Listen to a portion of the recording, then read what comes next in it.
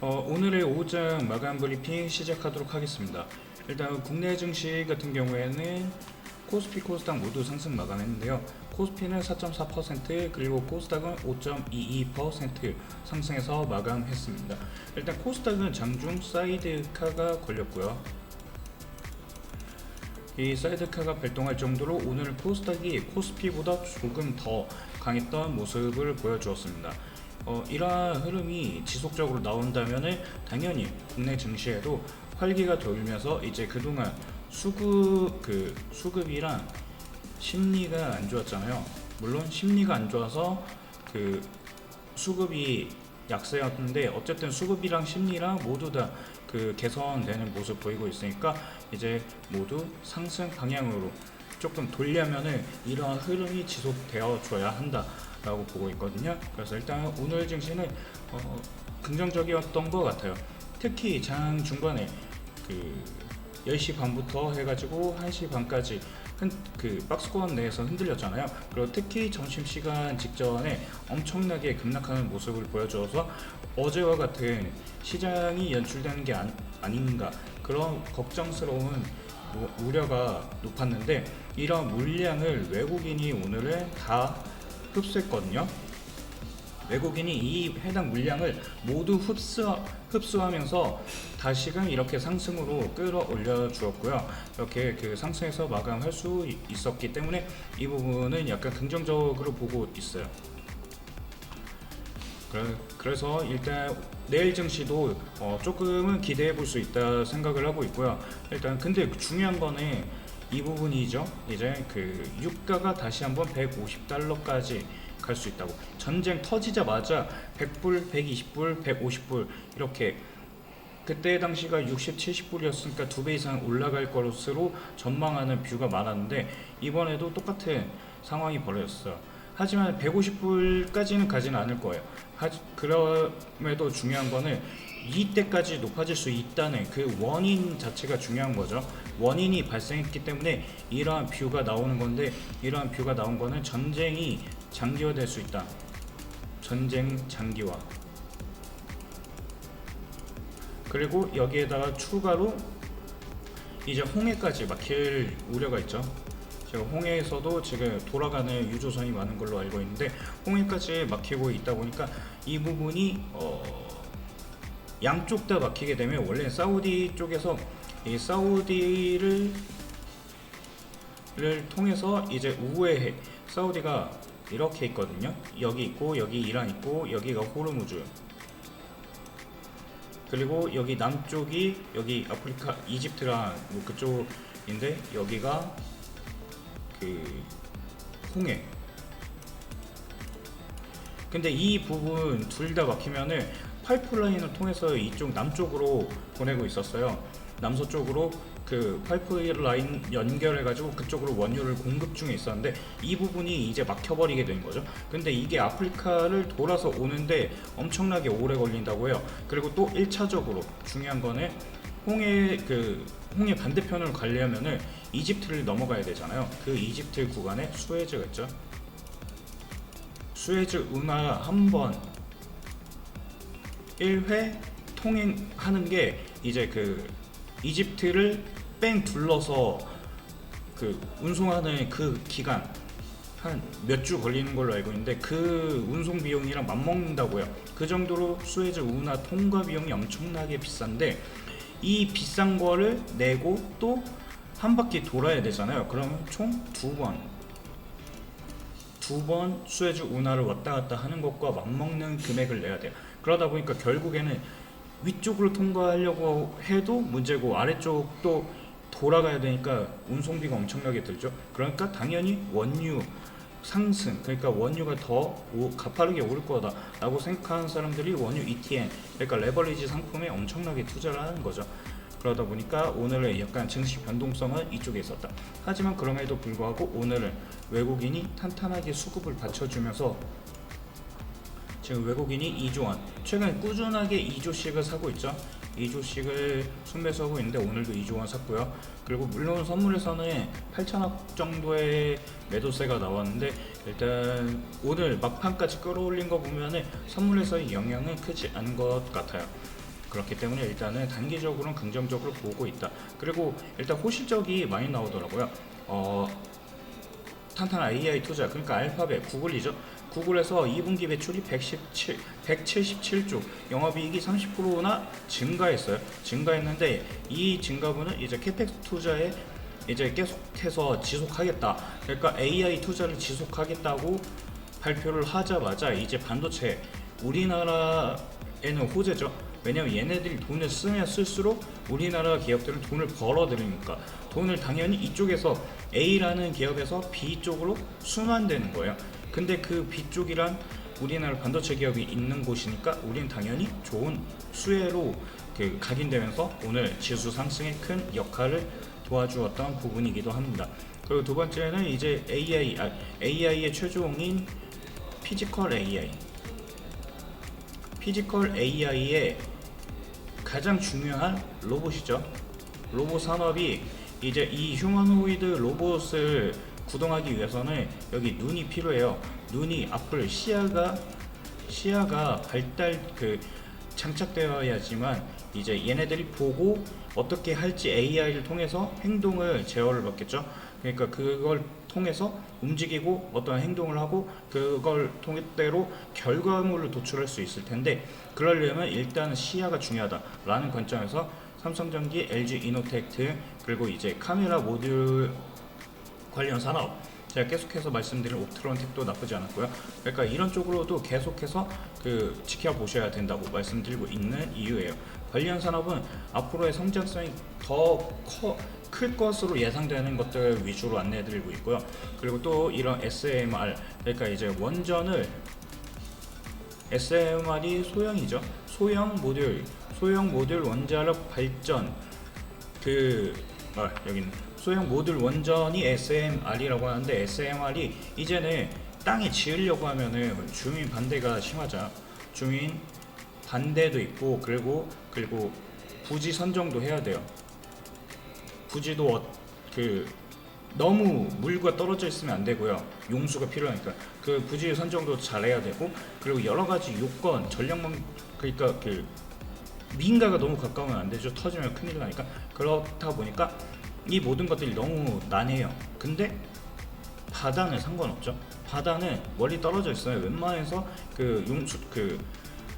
원전에서 사용한 물을 이제 깔끔하게 배수 처리를 하니까 문제가 없다고 해요. 그러다 보니까 이제 주민들이 크게 걱정할 필요는 없는데 일단 내 집 근처에 있다 그러면 불안할 수밖에 없는데 그 부분을 바다에 지으면 해소가 되죠. 그러니까 바다 위에다가 SMR 사업을 진행하겠다라는 게 기사화 되었습니다. 그래서 지금 최근에 원전이 안 좋았거든요.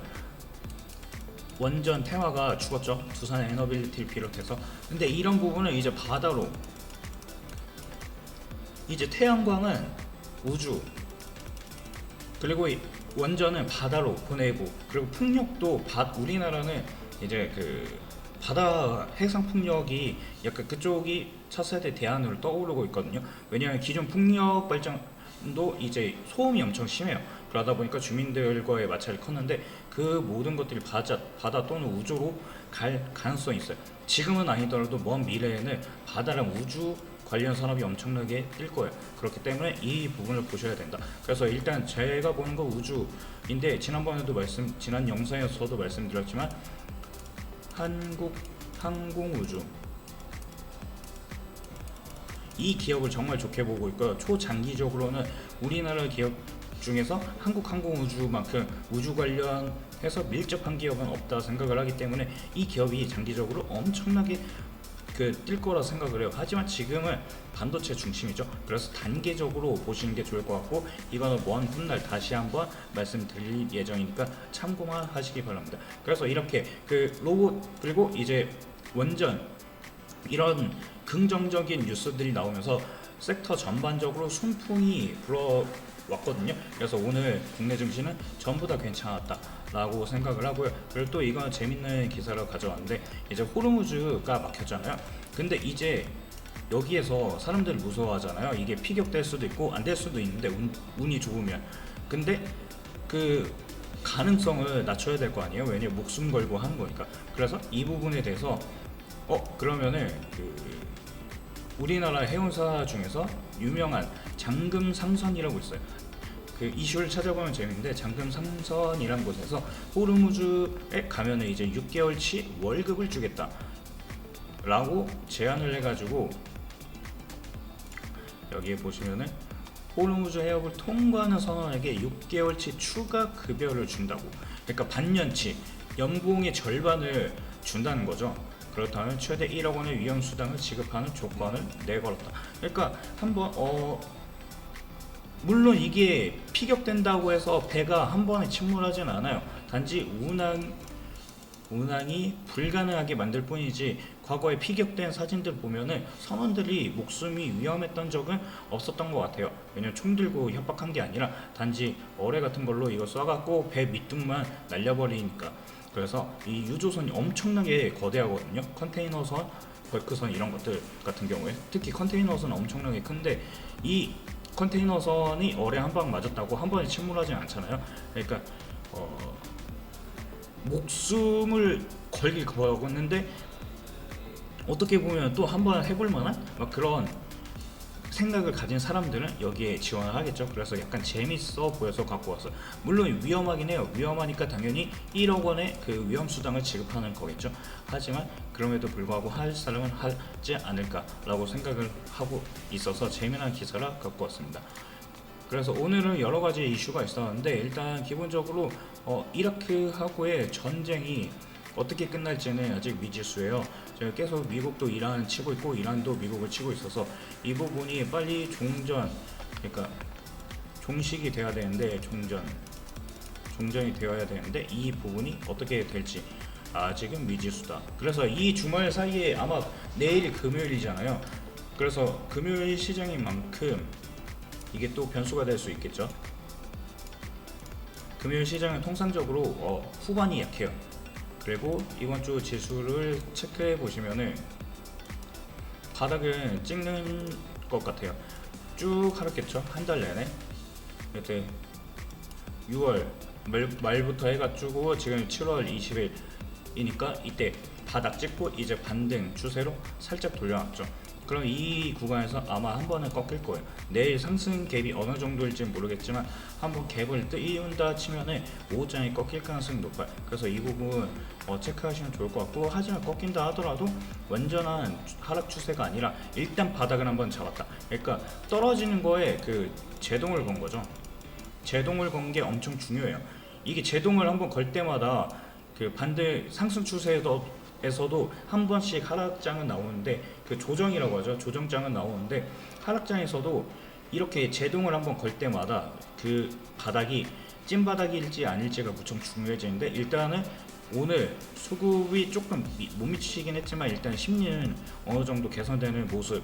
왜냐면 전반적으로 섹터가 다 순환 돌았거든요. 그러면은 조금 한번 기대해 볼 만하다라고 생각을 하고 있어서, 일단 내일은 오후장은 좀 안 좋을 수 있다는 거 참고해 보시고, 그리고 대신에 다음 주 월요일을 기대해 볼 수 있겠죠. 그러니까 전략을 세우실 때 내일 오전에는 웬만해서는 그 지수가 깨지지 않는다 하면은 홀딩이지만 깨질 것 같다 그러면은 리스크 관리하는 게 좋을 수도 있고, 그게 아니라 어차피 장기 포트폴리오라면은 그냥 들고 가시지만 단타를 치실 때는 종가 베팅한 거 오전에 정리하고 다시 오후에는 한 텀 쉬고 다음 주 월요일 보시는 그런 전략적인 매매 방법도 있다는 거 참고해 보시면 좋을 것 같아요. 그래서 오늘 지수 브리핑은 여기서 마치도록 하고요. 오늘 마감 종목 같은 경우에는 영업무역이라는 종목이에요. 얘도 역시나 실적 베이스이긴 해요. 근데 일단 얘는 아웃도어 브랜드 관련 쪽이거든요. 글로벌 아웃도어 스포츠 기업으로, 그러니까 얘는 노스페이스 아시죠? 걔네들을 보유하고 있는 기업입니다. 그래서 얘네들이 최근에 매출이 안 좋았어. 이때 23년, 24년 막 이때 영업이익이 크게 줄어들었죠. 영업이익이 엄청나게 큰 폭으로 줄었는데 22년 8천억 찍고 줄었죠. 이때 그 24년도까지. 근데 이제 다시금 반등하는 추세로 전환되고 있어요. 그와 동시에 지금 매수세가 엄청나게 많이 몰리고 있는 걸 볼 수 있는데요. 지금 영업무역 같은 경우에는 그동안 그 해외 브랜드를 그 글로벌 프리미엄 아웃도어 브랜드를 인수하고 나서 그 부분이 조금 안 좋았어요. 왜냐면은 20 그 팬데믹 이후에 이쪽 그 프리미엄 아웃도어 뿐만 아니라 이제 그 의류 사업하는 그쪽에서 팬데믹이 시작되니까 그 원자재 막 그 쇼티지 나오고, 왜냐면 그때 물류 통제 그 생활 자체가 다 통제됐으니까.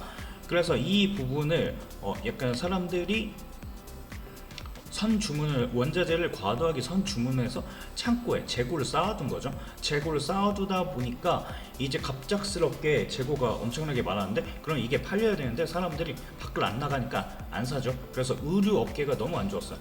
안 좋았던 상황에서 이제는 그 공급망 붕괴 그를 염두하고 미리 사두었던 것들이 이제는 재고가 처리 곤란이 된 거예요. 그래서 그 이후에 점차 22년 이후에 금리가 가파르게 상승하니까 사람들이, 초반에는 나쁘진 않았어요. 제로 금리였으니까. 근데 이제 금리를 올리고 나서 사람들이 소비가 감소되고, 그리고 이제 금리로 인해서 시장 수요가 감소하고, 그리고 공급망 전체에 막대한 의류 재고들이 쌓이다 보니까 이걸 털어내기 위해 출혈형 경쟁을 할 수밖에 없었어요. 그러다 보니까 전반적으로 안 좋은 모습을 보였다. 아웃도어 브랜드들이 전반적으로 안 좋았다. 하지만 이제는 다시금 반등하는데, 최근에는 이제 원래는 아웃도어 브랜드들이 2030은 잘 안 입었죠. 등산하는 중장년층 위주로만 판매가 되었었는데, 이제는 그 일상복으로 스트리트 패션으로 바뀌면서 그 전략이 먹히면서 일상복과 아웃도어 경계가 허물어지자 바람막이, 아니면 카고 팬츠, 트레일, 러닝화 등 이렇게 계절하고 상관없는 제품들이 팔리기 시작하고, 그로 인해서 소비가 조금씩 활성화되기 시작했죠. 그러다 보니까 이렇게 악성 재고도 떨어내고 하니까 22년도에 그 고점, 그러니까 이때까지 제로 금리였는데 이제 사람들이 고금리에서 경기가 안 좋아 둔화가 되니까 의류 수요를 줄여나갔죠. 그래서 이제 재무가 안 좋았는데 이 부분이 어느 정도 해소되고 있다. 그리고 심지어 얘네들이 영업무역 같은 경우에는 실적이 고성장이 예상되고 있고, 그리고 수출 기업이잖아요. 해외에 수출하는 기업이기 때문에 이제는 고환율 수혜를 받을 것이다 라는 전망과, 이제 악재였던 그동안 적자 기업으로 영업무역이 스캇이라는 브랜드를 인수를 했는데, 얘네들이 실적이 안 좋았어요. 근데 실적 회복이 이어지면서 이제 빠르게 성장할 것으로 예상되고 있고요. 그리고 이제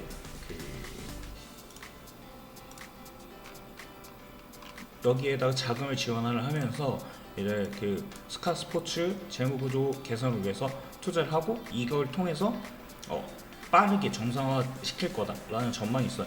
특히 얘네들이 스캇이 갖고 있는 브랜드 중에는 프리미엄 브랜드 돌로미테라는 게 있어요. 근데 돌로미테는 1897년 이탈리아 몬테벨루나에서 탄생한 130년 가까운 엄청난 긴 역사를 자랑하는 글로벌 프리미엄 아웃도어 브랜드이고요. 그리고 이제 스캇에서 이제는 다시 영업무역 쪽으로 이제 바뀐 거죠. 대주주가 어떻게 보면은.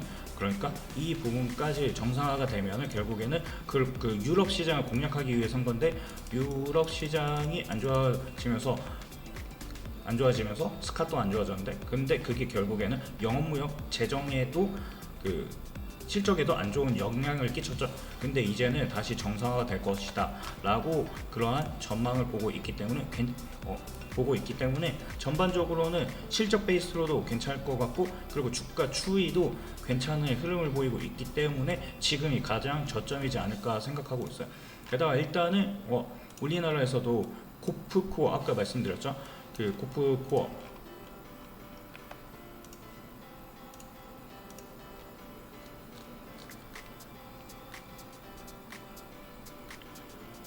이제 국내 아웃도어 시장이 이제 등산 중심 소비에서 이제 일상복이랑 여행, 캠핑, 러닝, 그러니까 다양한 분야에서 사용할 수 있게, 라이프 스타일로 바뀔 수 있게, 그러니까 라이프 스타일을 녹아들 수 있게, 그러한 의류로 탈바꿈하고 있거든요. 그러다 보니까 이제 관련 그 산업이 엄청나게 성장을 할 거고, 그럼 그 중에서도 프리미엄 브랜드 지수 1등인 노스페이스, 이게 영업무역거죠.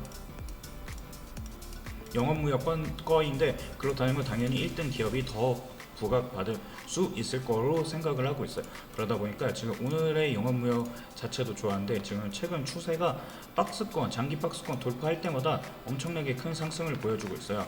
얘네들이 박스를 돌파할 때마다 급등 나오고, 여기 박스, 장기 박스 만들어 놨죠. 여기 돌파할 때 10만원 이상을 보고 있는 종목이에요. 그렇기 때문에 지금부터 지금 8만원대, 8만원, 9만원 사이에서 충분히 매력적인 종목이라 생각을 하고 있고요. 그리고 과거에 비해 엄청나게 급증한 거래량 보이시죠? 누군가는 그 영업무역이라는 기업을 아주 사고 싶어 한다는 얘기예요. 지금 이렇게 박스를 만들고 있는데 8만원에서 9만원이 매직 구간이잖아요. 그럼 이 구간 돌파를 하면은 다음 레벨이 10에서 11만원이 다음 레벨이죠. 그리고 이걸 뚫으면은 과거처럼 이 박스를 뚫으면은 급등하는 패턴, 여기 보이시죠? 이 라인을 뚫을 때마다 급등 나오고, 그리고 이때도 코로나 이후에도 박스 뚫고 나서 급등 나왔죠. 이때도 박스 뚫고 나서 급등, 이번에 또 박스 뚫으면은 급등 나올 걸로 생각을 하고 있어요. 그래서 일단은 재무, 강조드린 거 재무 실적 베이스의 그 모멘텀 이슈 있고, 차트라는 건 거래예요. 거래가 활발하고 매집한 흔적이 있을 때 그런 것들을 위주로 제가 안내를 해드리고 있어요.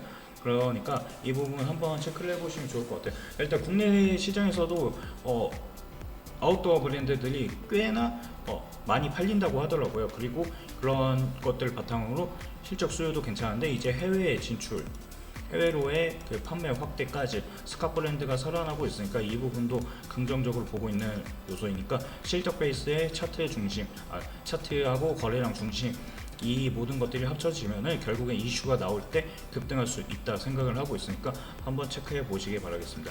그럼 오늘 영상은 여기서 마치도록 하고요. 다음에는 새로운 영상으로 갖고 올 예정인데, 일단 이 모든 것들은 제가 그 채널에 종종 언급드리고 있거든요. 이런 것들, 그 천연가스 이슈도 말씀드리고 있고, 여러가지 이슈 말씀드리고 있는데, 이런 모든 정보들 실시간으로 받아보실 수 있는 그런 채널을 운영하고 있어요. 그래서 채널에 입장하고 싶다 하시면은 이 전화번호에 문자 하나 남기시면은 관련 채널에 입장하실 수 있으시니까 꼭 참고하셔서 입장해 보시기 바라겠습니다. 그럼 오늘 영상도 시청해 주셔서 감사하고 내일 영상에서 뵙도록 하겠습니다.